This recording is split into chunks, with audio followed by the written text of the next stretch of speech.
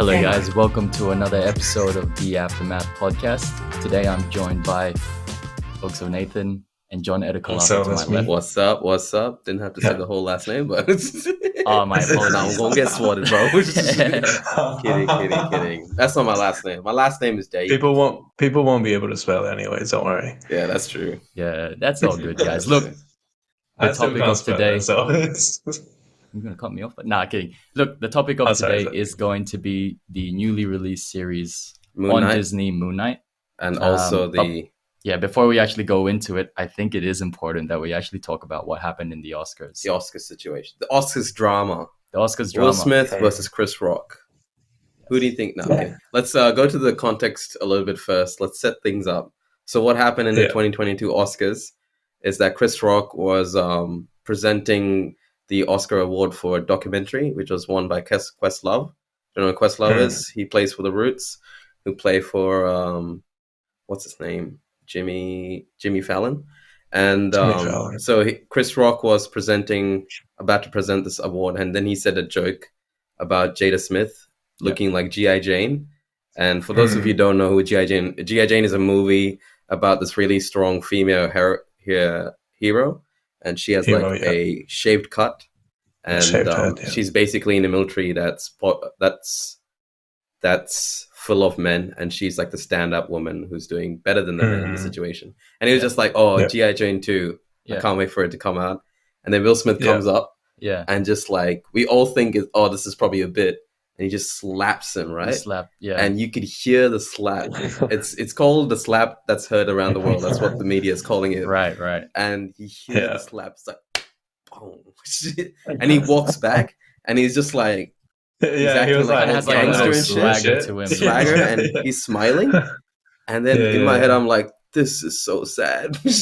I thought it was I thought it was and then, wait. I'm not finished yet, right? Continue. He's walking back, and then Chris Rock is just like, oh, Will Smith just slapped the shit out of me, because he's just shocked.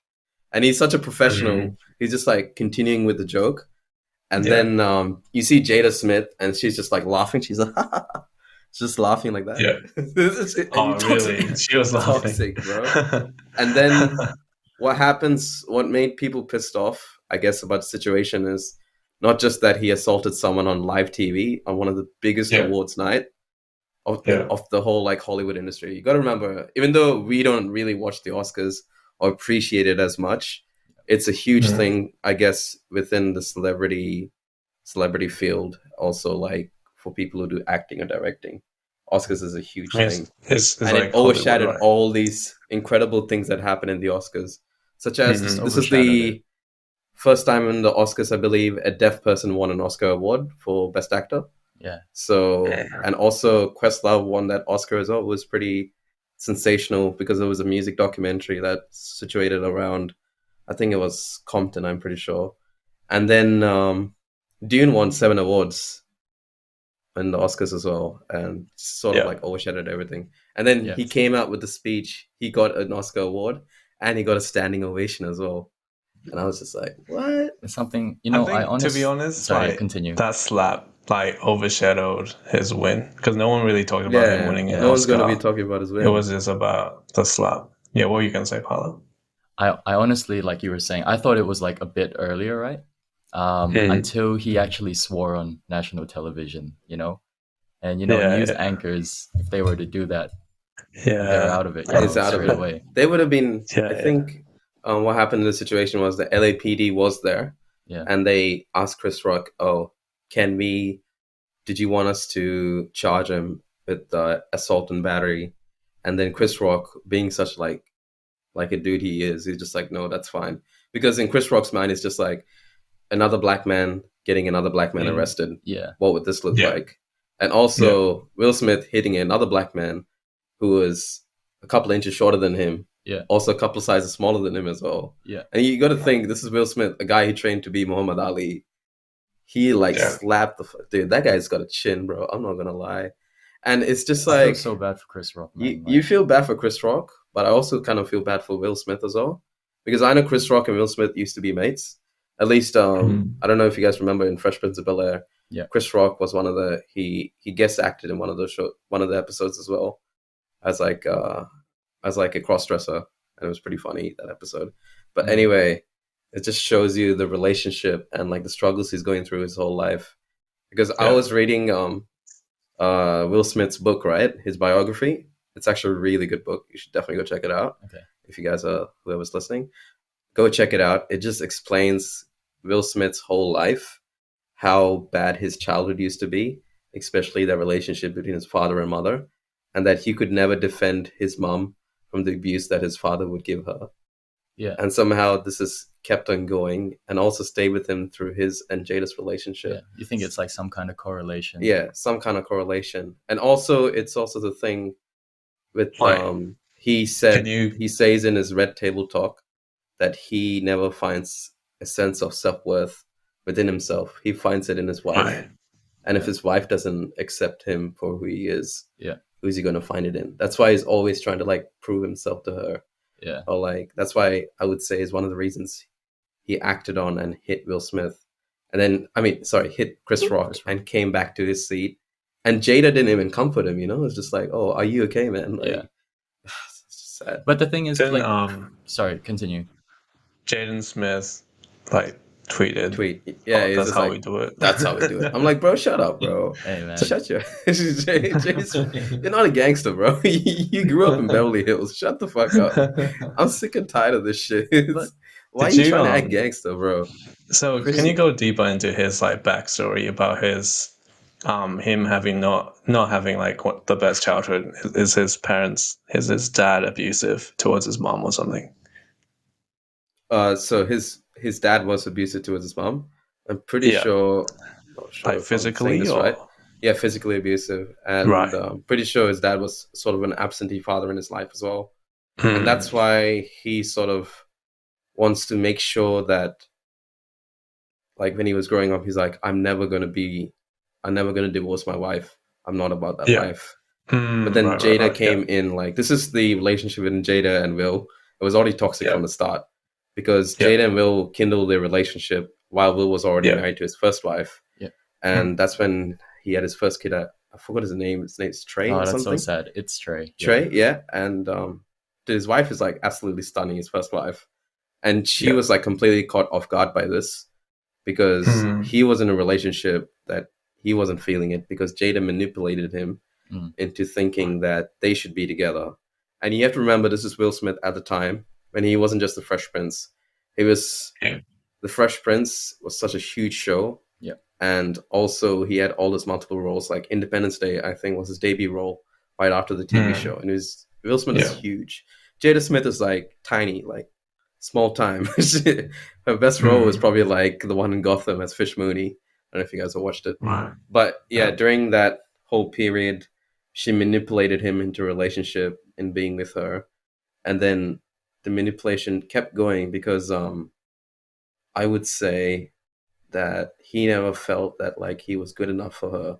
And she had, like, this relationship with Tupac as well, who passed away. And she would get her kids to write letters to Tupac saying how much they miss him. And you have to think about Tupac and Jada, at least what we know about them, they actually had a relationship with each other. And Will would keep comparing himself to Tupac.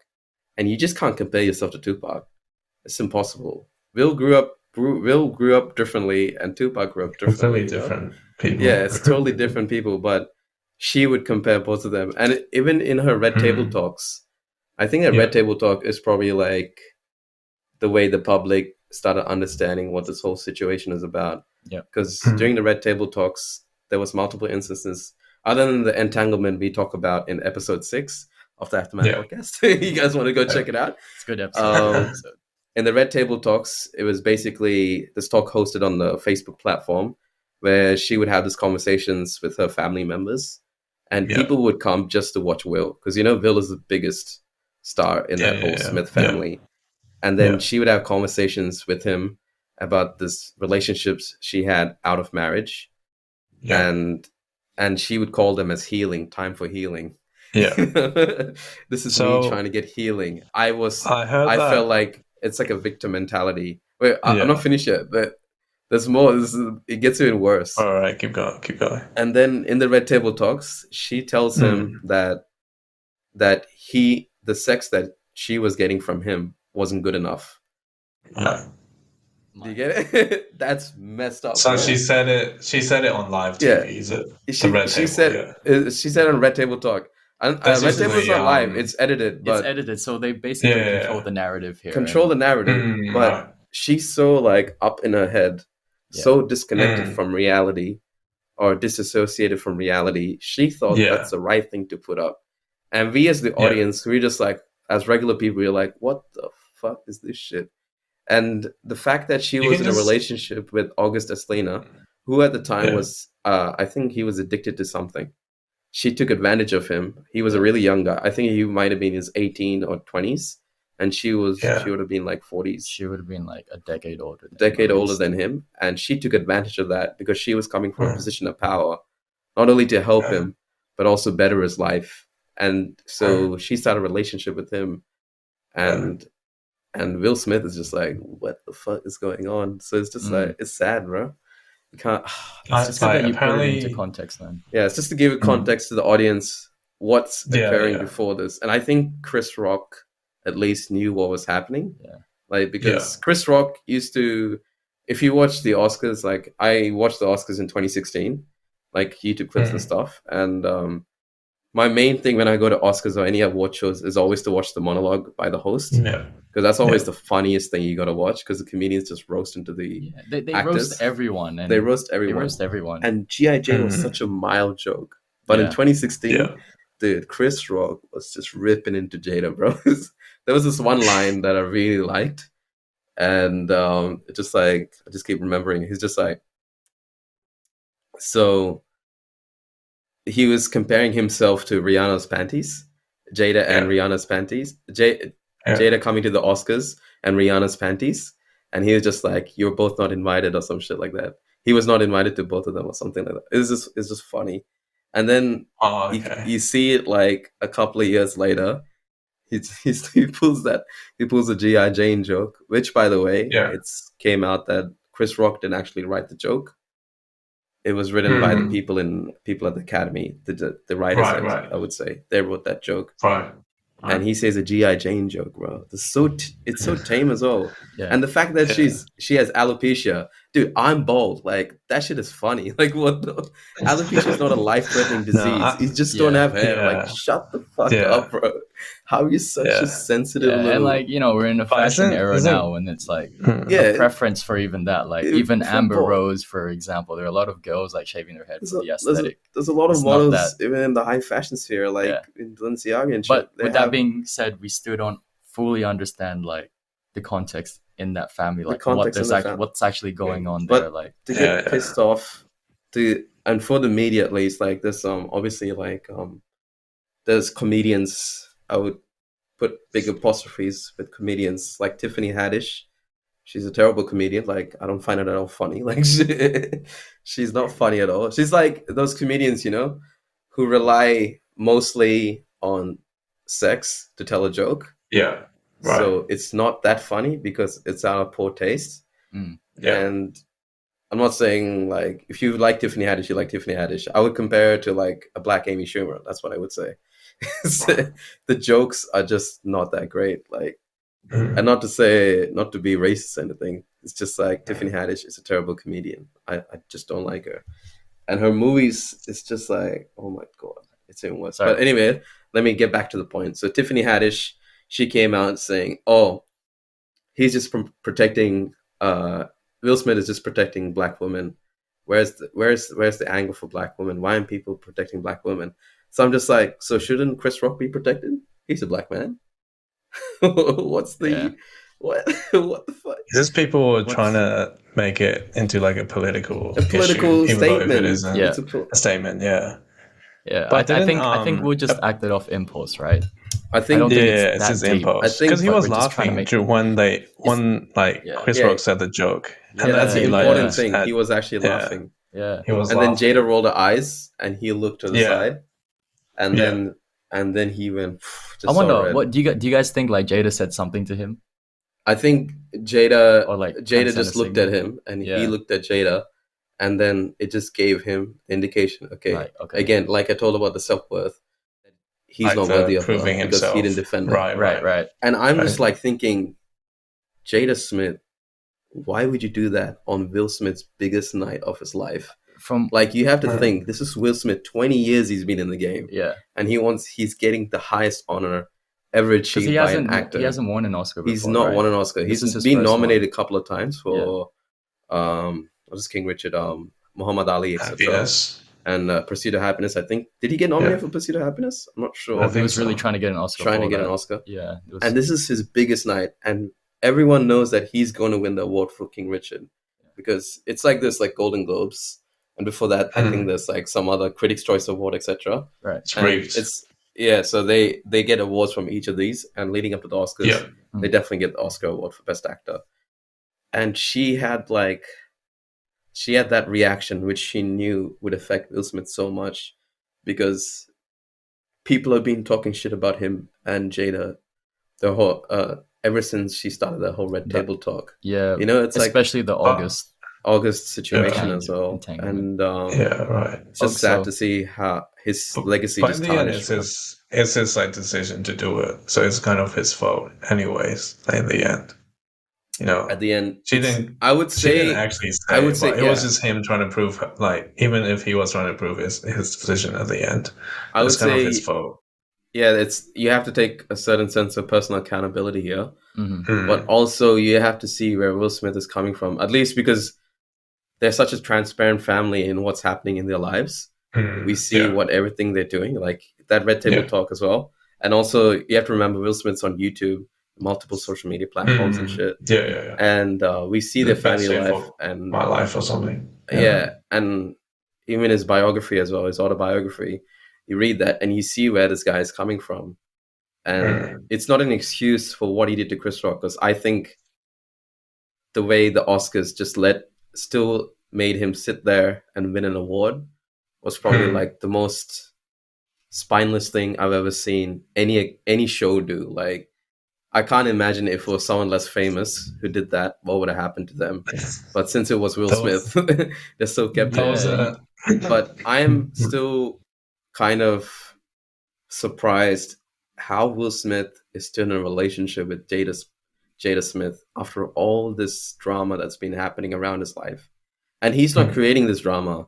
She's the instigator of this drama. Bro, she's literally just memified Will Smith. She's destroyed his reputation. Sorry. And on top of that, we can see her reaction when he comes back, defending her honor, you could say. And she doesn't even get up out of her seat to check up on him, like, are you okay? And he's like screaming at Chris Rock, like, get my wife name out your book. I don't want to say it out. Sorry, what were you saying also? Forgot. I don't remember. I had it in my head. John has a lot on his chest about the whole Jada Will thing, obviously. It's sad. No, I'm just sad because, there was a lot of the Oscars is already such a unworthy show of people to come and take it as an actual thing. But I understand for people in Hollywood how important it is, because it's a sign of achievement, the highest form of achievement. And for this guy to take it away from these movies, like such as Dune, I would say. And I can imagine how important an Oscar is for Denny Villeneuve, like how important this is for him. His whole costume department, his editing department. Those are the ones that won the Oscars. These guys are all masters of their craft. And to say that you won that year. You won that year, and now it's probably going to be known as like the day Will Smith slapped the fuck out. I just want to ask Oxo something. Like, Oxo, do you think that, or does your perspective or the way that you feel or how you see Will Smith, has it changed at all after this incident? I think definitely. Yeah, for sure. I think, like, I don't know, there's like a certain level of respect that I did have for him as an actor. Because of his previous works and how he carried himself. Even like his recent show, like The Best Shape of My Life, like where he showed like his viewers that he's this chubby, and he's like trying to like work himself, and he's like trying to be, what do you call it, like vulnerable, and like very transparent, Well, if you're showing but then everyone, he goes of course, yeah. Yeah, so it's like he seems like a very authentic person, like very happy, like on YouTube. But then he goes and does this, and he seems like someone more who's like insecure, and like is needing approval, and maybe those times away from Jada is like his happiest times. I think, and he's like filming and shit, and she's not available over like such a minor thing as well.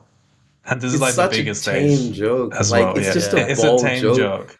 Alopecia, And the bro. way he carried You act himself like it's afterwards is cancer. cringe. I think, dude, it's alopecia. It's not cancer. It's... Like, why are you making it a social justice warrior thing? You don't have any debilitating disease. You just don't have hair on your fucking head, Jada. Like, chill out. Yeah. And then she posted this thing. Yeah. It's a season for healing, bro. And of course, she disabled the comments because they would have destroyed her. This is not Twitter. This is like Instagram. Instagram and Twitter is different. Twitter is full of like toxic people. Instagram is just funny as hell. Yeah, the toxic part of me is just kind of like thinking like, I was really wondering like if Jada Smith actually said something to Will Smith, because there's no actual camera angle that shows anything. And I'm kind of thinking like, from what you're saying, right, is like, did Jada Smith just be like, I think maybe she gave a glance. Tupac would have done something different. Yeah, Tupac. You know what I mean? And well, I think I'm not saying that's definitely what happened. I'm not putting it out there. They would have had like angles, right? They just didn't show it. They didn't show it. Yeah. A bunch of like cameras angles. I would have loved to see that. So what happened? Like different celebrities' reactions and stuff. Did you see it? The one from Jim Carrey. Jim Carrey's reaction. I didn't see Jim Carrey's reaction. So good. Point. Jim Carrey is just like I think it was this. I think he was doing the promotion for Sonic 2. If you guys haven't watched that, Sonic 2 just released as well. He's doing the promotion for that, and he just calls out Hollywood like, I find Hollywood spineless en masse, and it's just using such like eloquent language. I'm like, fuck, he said it so perfectly. And it's just like, I would have woke up this morning and sued Will Smith for $200 million because of the video. Now it's he said ubiquitous with Chris Rock's image as well, that slap. Yeah. And the funny thing is that Will Smith has, I think he's canceled his projects for the next 2 years or 1 year. And it's going to cost him like $100 million. Because you have to think about it. Actors just can't quit out of a contract. Because it doesn't get covered under Louis insurance. This is him? Is this his choice or his like publicist? Yeah, his choice. I guess his publicist would have been like, yo, you gotta do something. Lay low a bit. Yeah, step back. I think his publicist is probably like, should have got fired. Just like because if I was his publicist, I would have told him to exit the Oscars immediately. Because do not do the speech. Because that speech even made things worse, bro. Because he didn't even apologize. He was just like, what did he say in the speech? Yeah. The speech was very paradoxical. He says, like, love makes you do strange things. Yeah. And he's like, we should be joined together by love. Things. And then he was like, I hate abuse. And I'm like, bro, you're getting it, fam.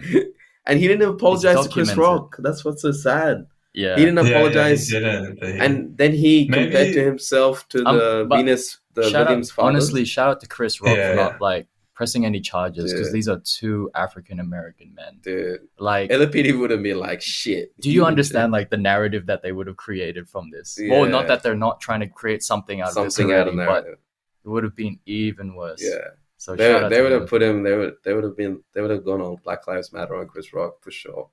What he did, and I reckon if it was a white person, is it? What happened, right? Why Will Smith didn't get ejected from the Oscars? Again, it's not really the Oscars' fault. It's this guy called Will Packer. Okay, so Will Packer is the producer of the Oscars, and he has a fairly close relationship with Chris Rock because he's the host of it. So Chris Rock, he asked Chris Rock, did you want to boot Will Smith? Chris Rock is, just being the guy he is. He doesn't want to create drama and stuff. He's like, no, don't do that.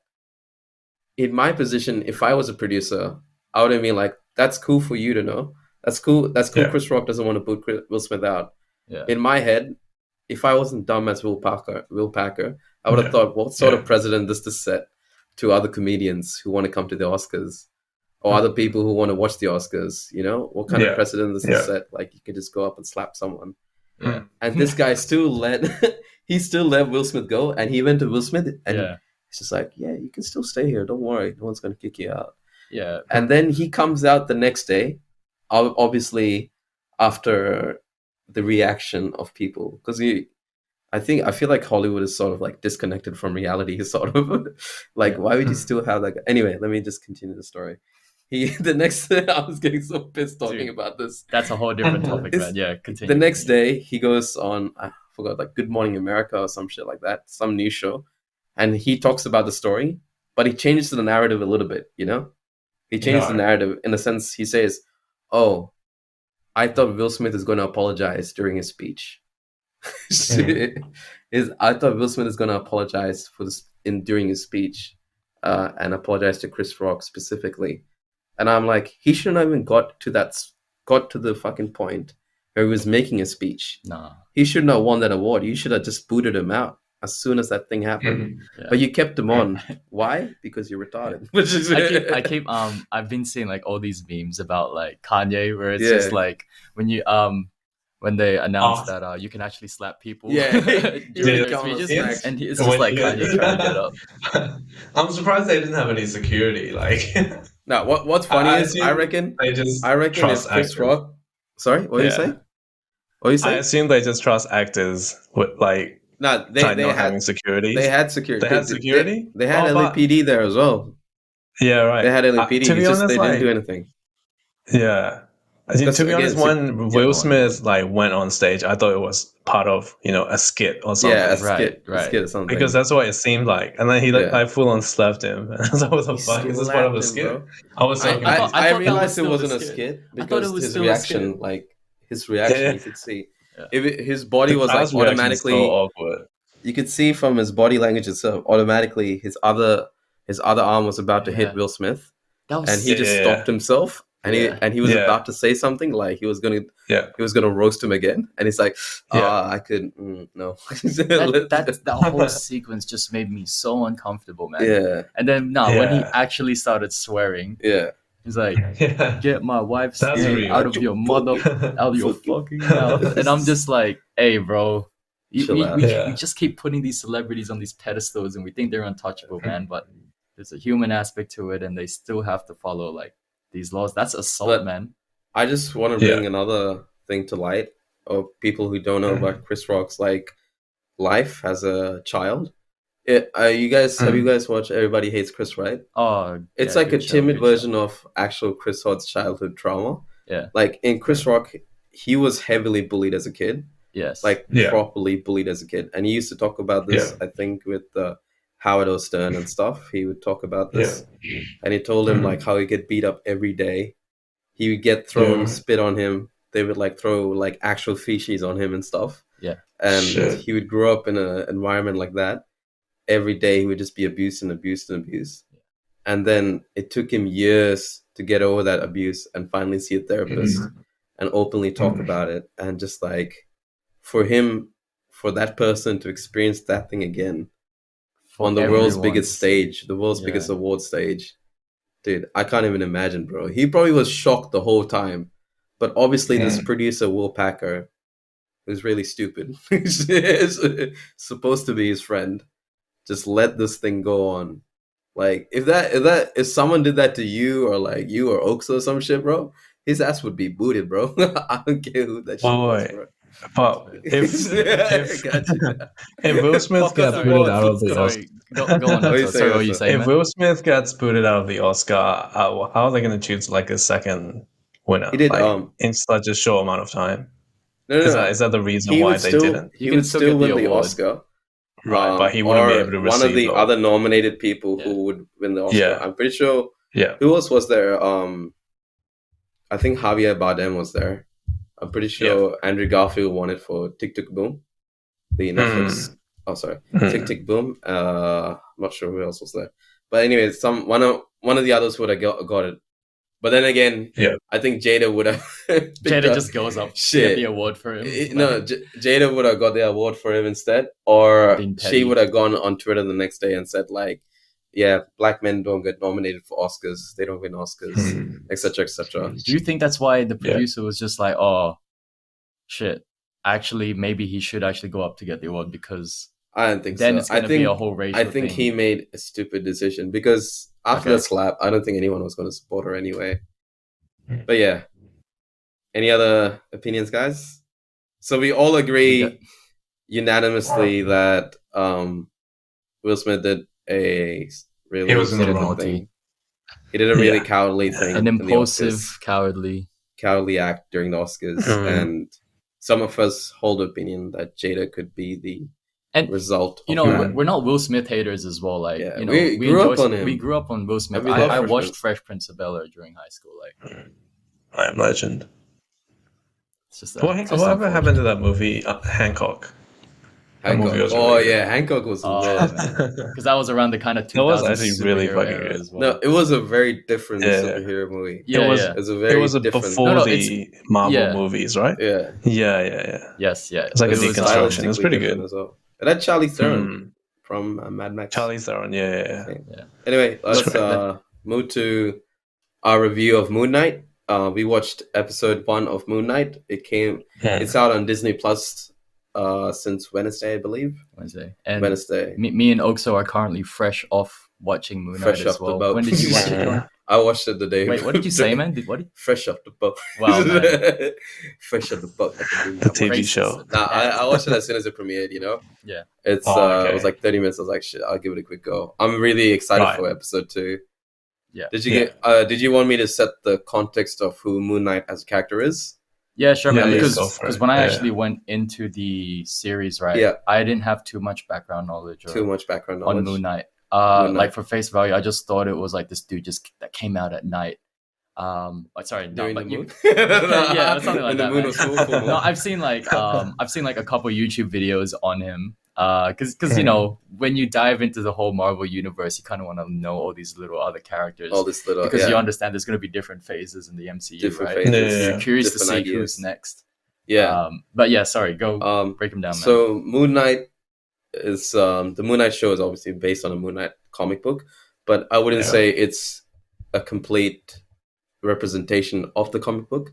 It still has a little bit of the comic book in it. That it really explores 2 of the characters from the Moonknight comic, which is Mark Spector and Jake Lockley. And Jake, I think it's Jake Lockley. Mark Spector, or is it Stephen Grant? I'm pretty sure it's Stephen Grant. Oh no, it's Stephen Grant and Mark Spector. So there's actually 4 personas of the Moonknight character in the comics. And what you see in the TV series is Mark Spector and Stephen Grant. And sort of Moonknight was actually supposed to be a representation or like a copy of Batman, but for a Marvel audience, in the sense that it dwelled really into the magic of everything. But what was special about the Moonknight character was that during his new run during the 2000s, as a reader, I wouldn't know if Moonknight is an actual character or was it the figment of Mark Spector's imagination. Is his representation is Moonknight, because he has a multiple. I think he has personality disorder. Dissociative identity disorder. So I mean by dissociative identity disorder is where multiple personalities, and each personality, you don't know which personality is taking over, because once you're one personality, you don't recognize the other personality. You have no knowledge of the other personality. So you don't know which is going to. It's very confusing, but I hope during the show, like as the episodes progress, they go really into it, because you see it in the first episode itself. It's like when he looks in the mirror, you see three reflections. Or when he's inside the elevator, remember? Before the demon god Khonshu comes. I wouldn't say he's a demon god. I wouldn't say he's a god. Yeah. Khonshu comes, you see 3 camera angles, one of Mark, and I think one of his other personalities, Stephen Grant, maybe Jake Lockley as well. Okay. So I just wanted to ask, after the context and setting has been given, also there's a lot of Egyptian mythology involved in the story as well. And it's like all Marvel comics, you know, how they take from Viking mythology, or Norse mythology in terms of Thor, or like Hercules with Greek mythology, etc. It's really good, and the comics at least. I'm excited for what the TV show has to offer, because the pilot, it doesn't show that much, but you see what's happening, and I think Ethan Hawke is like a perfect villain. I would say I don't know if he's a villain yet, because with the Moonknight character, it's sort of like Fight Club. That's what I would compare it to. He's an unreliable narrator. You don't know if what he's doing is he's actually doing, or is this just his brain giving you an image of what he's doing? It's like Memento, right? The show, the episode starts off by giving you like little like jigsaw pieces, and then it's just like you don't know what's real and real. And like you can see him throughout the first episode. This is a spoiler, but he was like talking to his mom, but then he calls someone again. He's like, "Who is this?" And it's like, "Oh, I haven't seen you in like 3 months or something." Yeah. And then Mark. 3 years. Hey, Mark. Yeah. That's Mark. It's like Mark. He's like, what the fuck is going on? And then he's waking up and stuff, and it's like all these crazy transitions. That was pretty cool. Like it really got me into the mystery, and like that. I feel like that Moonknight costume is so lit. Like I know that scene in the elevator when it's actually fucking scary as well. I feel like this show.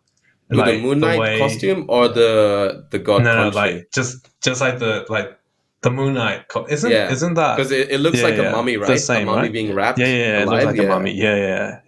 It's pretty sick. I wish Osama was here because he's really break that down. He really loves his Egyptian mythology and Egyptian deities. Maybe he's also been to Egypt on top of that.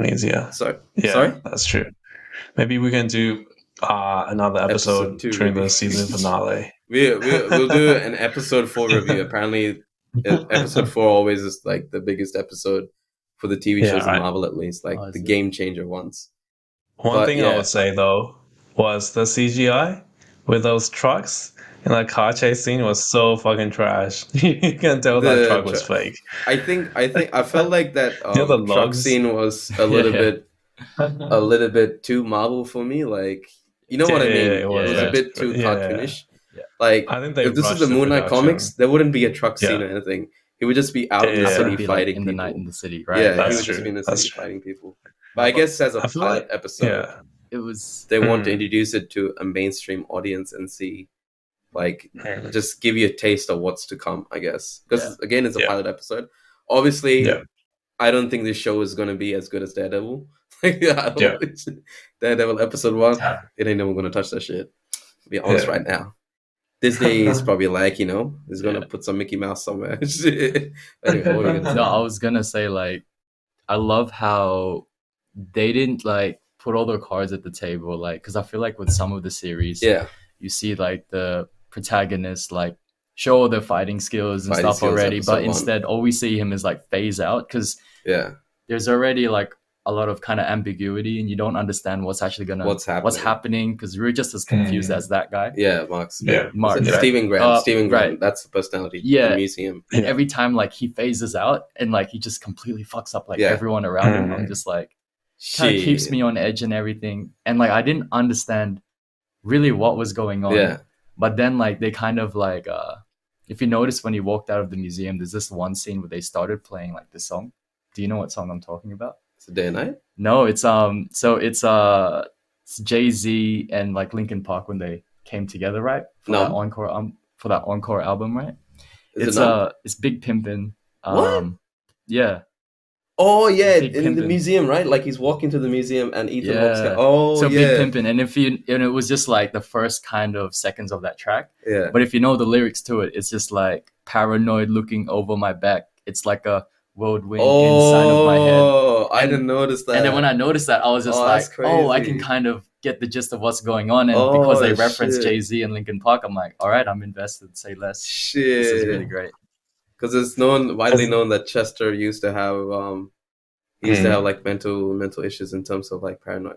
I think he was a little bit of a paranoid schizophrenic towards the end of his life. Yeah. But shit, that's crazy. Yeah, I didn't realize that. No, I picked that up. Yeah. Because I knew from the trailer itself, like, some of the music might have, like, a deeper meaning, because he used Day and Night in the trailer song, and Kid Cudi, right? So Day and Night is a song about Kid Cudi's fight with his I guess his multiple personalities, his rager personality, and his more like the mask he wears to the outside public. And the Day and Night song kind of relates back to that, but it's a whole nother thing. But shit, I didn't the Big Pimpin', that threw me off. I was like, shit, really? God damn, that's sick, bro. Shit. The show is really good looking though. I gotta go watch there's some really nice shots. I'm like the color scheme as well, and like some of the shots with the mirrors and like the fish Yeah. And then there's like the lighting as well is like pretty creative, isn't it? It's not like good. the traditional Marvel And kind of cinematography. And it's like also the director was also Middle Eastern. The cinematography, I thought it was alright. It wasn't like I thought it was pretty good. I thought like for a Disney show, it was pretty good. I think for a series, this is not like it a was movie. pretty good. Yeah. If it was a movie, I think I would have a different kind of standard for it. But it's shot like a movie though. Like I feel like all the Marvel shows are shot like a movie.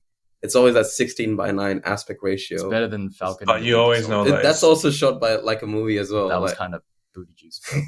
Sorry, like yeah. But you always know that it was going to be lower budget. Like sorry. You always know that it was going to be lower budget, like Disney. No, it's not Disney about the lower shows. budget. I was just thought like maybe in the I guess it's just a pilot episode and I shouldn't be judging it that much. Yeah. But I feel kind of let down sort of like by what they could have achieved with the Moonknight show, because if you read the comics of Moonknight, it is probably the best Marvel comic you could ever read in your life. I'm saying this from a guy who's read a shit ton of Marvel comics. Because Old Man Logan was great. Because for me, Moonknight as a character, I think as a character, like in the comic book hero of like the pantheon of comic book heroes, he's probably better than Batman. Like as a character, as a character. No, like if you have a good story to say, about Moon Knight, he's better than Batman. But Batman writers are always excellent. They always bring the best out of Batman, you know? Yeah. But Moon Knight and writers don't always do it, because you have to think about this. How good of a story can you do with a guy who has so much to lose, so much issues? You know, you can make such a good character out of it, because it's like Superman. It's so hard to make a good Superman movie because he's such like a godlike figure, and he has no weaknesses, etc., except for kryptonite. It's kind of laughable, you know. It's just a stone. It's not like a character weakness, you know. But Moon Knight has so much character failings that he could be such a great character. And I hope they at least a tiny bit, Disney has at least a set of balls just to explore that. If they have a tiny I thought it was good, man. Like, no, it's good. It's good. Really... No, I'm looking at from the comic books as well as a pilot. I don't want to nitpick too much. Yeah. But I'm saying from episode 1, it's okay. But I hope to God, like by the time I reach episode 6, they really dwell deep into the Moon Knight character. Look, I have high expectations for this because I loved episode 1. Episode 1, I'm thinking because like maybe like the way Disney's looking at it, at face value, they're just trying to get people to watch it. It doesn't. The first episode, maybe it may not play a big service to all the comic book fans as of yet, but it's maybe enough to get you excited. You know, what I mean? I would guess so as well, because obviously I think Oscar Isaac wouldn't sign up for such a and Oscar Isaac project. I thought he did like a really good job as well. Did a great job. For me, because I don't watch too many films he does, he does, right? So when I saw him do the British accent, I was just like, oh, okay. I didn't know he could pull. I didn't know he had that. He in actually his arsenal. Looked like someone that's a little bit pathetic and nerdy. Cockney accent. I would say it's a Cockney accent. Yeah. Cockney. Sorry, you are. What you said you are. You know who he reminds me of though? Who? He kind of reminds me of Osama. No, in the sense that he's like really passionate about like his Egyptian gods and stuff. Yeah. But what's also funny, there's like a dual personality with him as well, because Osama's my fellow Gemini as well. What's funny is that I see it now. I see it. Yeah. What's funny in the show is that he actually what's kind of trippy about the show, which I'm sort of seeing like they're sort of going the way of the comics, at least a little bit. I hope they really do in the future episodes, but you could see that he's actually wrong a lot about a lot of the Egyptian deities as well, especially the thing about the poster. Remember? Yeah. It's supposed to be like 3 gods or something, but it's actually supposed to be 4 gods, and the poster was already right. But the Stephen Grant personality thinks he's like a PhD he's like an in expert. Egyptian mythology, but he's actually wrong. Right. But we as the audience believe it's right. I think it's going to keep going, like in the episodes continuing. We realize none of his personalities are reliable as narrators. Like we can't take any of them seriously. And this is what the comic book really goes into. And that's why it's so trippy, because it's sort of like, think of it as like the ending of Inception. You don't know if it's real or it's not. Like, right. And sort of the whole fucking comic book, the Moon Knight comic book, is just like that. So sometimes you find him in a different dimensional plane where he's meeting up with the Egyptian gods, and then the next strip, the next comic book panel, is him in a mental hospital surrounded by the same characters with the same faces. Right. So you don't know which switch. Like, because again, it's taking place in a fantastical world like Marvel, like the MCU, where magic is real. So as like a reader or an audience member, you don't know what's you true, want what's to not. believe that is true. So he's not going to be in the Avengers. He wouldn't be the Avengers. He would be something. I think it's called like there's like a supernatural version of the Avengers. Where it's Moon Knight, Blade. You know Blade? Yeah. Blade, Yeah. I think the other guy's name is Black Who's the Knight. guy? He looks like Indiana Jones, where he's like a magician. Constantine. Constantine is DC. Yeah, Constantine. DC. DC. Oh, Shit, let's not talk about Constantine. Keanu Reeves, legend. But yeah. I think. Right. Oh, that movie was actually DC. Yeah, Constantine. I didn't realize that. I thought it was just like a random, like, I don't know, like a apocalypse movie or something. I didn't there's actually like a Justice League one now. Yeah, Justice League Dark. Oh, really? And you guys should watch it. Right, okay. It's pretty good. That Constantine movie was really good. Yeah. Constantine is a really good story, I would say. But the movie was the Keanu Reeves movie was like a complete departure from the comics. But he did such an excellent job. And the directorial style was so good. Like, it was stylistic as fuck. Like, and it's so good that now it has a cult following. Like, a lot of people are like still buying the film and shit through DVDs, Blu-rays, etc. And Keanu Reeves acting like it's safe, man. His acting is hit or miss. It's just lit. Hey. Keanu Reeves is not Will Smith, okay? Dude, if Keanu Reeves slaps someone, I'm gonna lose all faith in humanity. I just can't. Is there anything else you wanted to say about the series? The Moon Knight series? I guess we'll do a review whenever Osama comes back, because I would love to get his insight on this. Into this. I think he would enjoy it. He'd really enjoy the Moon Knight series because of the Egyptian mythology and stuff. Yeah. Oh, also, before we end the episode, I did watch Mobius as well. Oh, okay.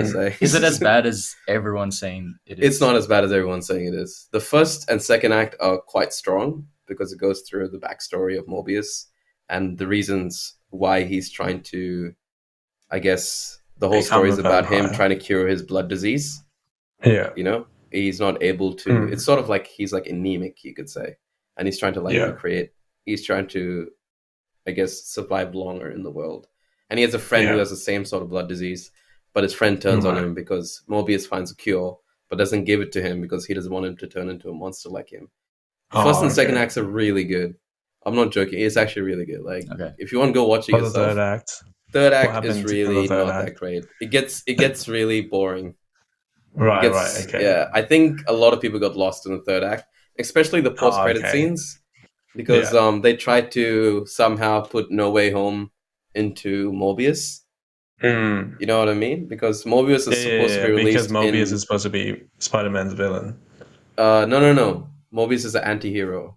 He's not Spider-Man's villain. So what happened was Mobius was supposed to release in 2020. But it got delayed to 2022.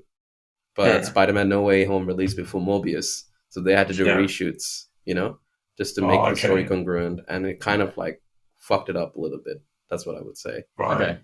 But the post-credits, just skip it.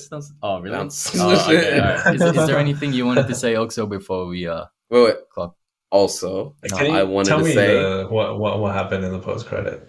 Post-credit. Oh, okay. You want to? Wait, no, I don't want to know. I don't want to know it. It doesn't matter. No, I don't want to. I don't think it's gonna develop into anything. No, I want to watch it. No, I don't. Okay. Okay, right. Yeah, Will Smith. Yeah, what were you gonna say? I'm kidding. Like you're gonna watch it, cat. No, I would want to watch it, man. Shit. Okay. I want to watch Doctor Strange. Before I stop talking, I'll talk so much. I want you guys, like whoever's listening, go watch the movie X. It's got Kid Cudi, Mia Goth, and Jenna Ortega and Brittany Snow. It's an incredible horror slasher film. Oh my god! Like that's probably one of the best horror movies I've seen in the past 5 years. Mad invite. No, Kid Cudi's an actor. He's under the name Scott Muscudi. Oh. But it's really good. Oh, really? He can act? Excellent. Yeah, man. What you mean? Haven't you seen his music videos? He's acting in them. Sorry, also, is there anything you want to say? He's looking at the trailer right now. It's like, I'm looking at it. He'll look at the critical score, he'll look at the critical reviews, and then he'll form his opinion. Ignore John, man. I love Ross. The new Big Bang album's coming out soon, so I want to do a review on that. The new Big Bang album is coming out. Do you know Big Bang? No. You know what? To be honest, though. Nah. I'm very excited. I'm excited to see your review on it because I'm excited to see your review. Hold up, because it's a different Oxo from the past in high school. You know, he's a lot more mature now. He's a lot more and mature. Big Bang, man, like. He's gonna release the first track, and he's like, "What the fuck? What did he say?" Man, I remember going to uni and just listening to Loser. And I was just like, "Why am I sad?" He introduced me to Fantastic Baby. Okay, guys, Baby. Before we sign off, I just want to let you guys know, in high school, Oxo was deciding what he wanted at the back of his Lever's jacket, which is like a kind of like a varsity jacket, right? And he was contemplating whether it be Fantastic Babies, Eye Candy, all these K-pop references, man. I'm so glad I didn't do any of those. Nah, he turned out to be Eye Candy, bro. I will cringe every time I look back. Luckily, I put just That's what you're supposed to do when you look back at high school. What? Don't you look back at like the photos when you suck your cheeks in and stuff? Like, which one? No, I deleted that Instagram account for a reason. Oh man, there's this one photo of me, Osama, John, and Oxo, and we're all just sucking in our cheeks, taking a selfie in the bathroom of our first Korean K-pop concert. Yeah, that's it. I was like, shit, this is only $15, King. Nah, I came there for. Was it only 15? I came there only for one other reason. Police. Don't worry about it. I was not there for the music. That's all I gotta say. All right, man. Guys, if you've made it this far, actually, no, thank you for making it this far. We really appreciate it. If you guys haven't already, please do follow us on the Aftermath Podcast 12 Instagram page. We will be, conversing with you guys as well, making posts relating to what we've talked today. Yes. The Oscars, Will Smith, Jada, smashing. Moonknight, right? We're going to bring all the flavors together. Oh, oui. Bring all the flavor back. That was actually brilliantly put. Thank you, man. Keep going. My bad. I think it was Osama watching what's the show he was watching? Thing in Paris. Emily in Paris. No, not Kanye. No. Who was in Paris? Don't worry about it. You messed it up. Anyways, guys, we really do appreciate it. Please do also follow us on our YouTube account. We're trying to get that up and running as well. We are this way. We also feel motivated to keep pushing out content. We do love doing this, and just want to keep emphasizing that we do appreciate you guys. Cool. Is there anything else quickly? Is there anything you want to say quickly? Don't let John talk. Okay, don't worry about it. All right. Okay, I'm not gonna stop. Bye. All right, thank you guys. Please appreciate that. Shit. See ya. He's got to.